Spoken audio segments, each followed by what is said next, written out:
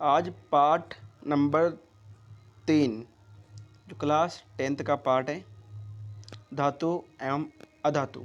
देखो पहला क्वेश्चन इसका कि खाद्य पदार्थों के डिब्बों पर जिंक के बजाय टिन का लेप होता है, क्यों? क्यों होता है? क्योंकि टिन की अपेक्षा जो जिंक है वो अधिक क्रियाशील है। ठीक है, क्रियाशील अधिक मतलब अधिक सक्रिय यौगिक है, तत्व हैं। दूसरा है विद्युत तारों की परस्पर वेल्डिंग के लिए कौन सी मिश्र धातु को प्रयुक्त किया जाता है? मिश्र धातु जो दो या दो से अधिक तत्वों का क्या है मिश्रण है, उसे कहते हैं मिश्र धातु। बताओ वेल्डिंग करने के लिए किसका उपयोग होता है? फर्स्ट ऑप्शन सोल्डर का।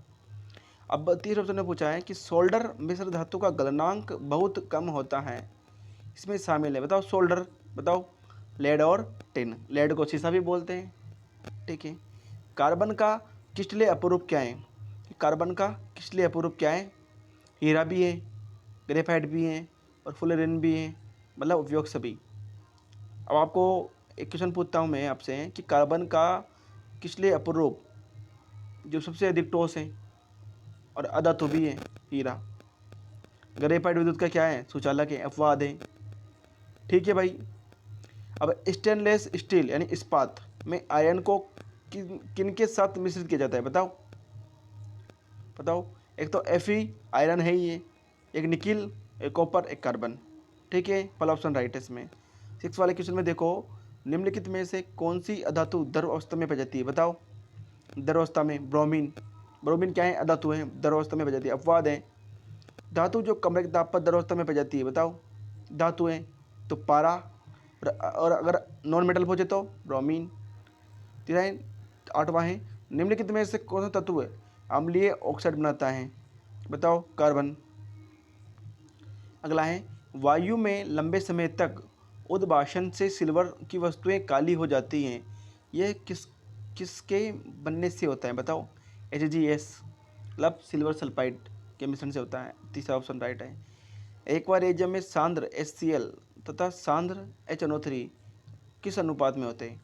मतलब एक्वारेजा या अम्लराज किसे कहते हैं? एक्वारेजा अम्लराज मतलब होता है कि 3 अणु सांद्र HCl के, हाइड्रोक्लोरिक अम्ल के, और 1 अणु सांद्र नाइट्रिक अम्ल का होता है। मतलब 3:1, 3 HCl और 1 नाइट्रिक अम्ल।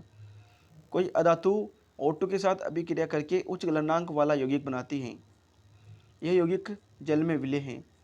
धातु का नाम बताइए। बताओ।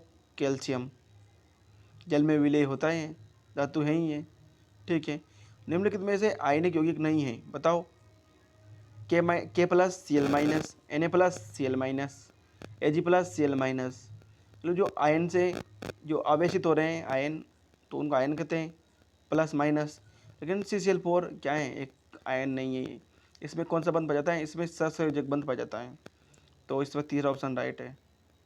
अब अगला ऑप्शन है, धातु तथा अधातु में इलेक्ट्रॉन के खालिस्तान से बने यौगिक आयनिक यौगिक कहलाते हैं। बताओ। इलेक्ट्रॉन के स्थानांतरण से बने यौगिक कहलाते हैं, आयनिक यौगिक कहलाते हैं। दूसरा ऑप्शन है कि 2 या 2 से अधिक धातुओं के समांगी मिश्रण को क्या कहते हैं? मिश्र धातु कहते हैं। अगला है, आयनिक यौगिकों का गलनांक व क्वथनांक बहुत अधिक होता है, क्योंकि विपरीत आवेशित आयनों में मजबूत अंतराण्विक आकर्षण बल होता है। ठीक है, ओके। ठीक है, इतनी सी क्लास।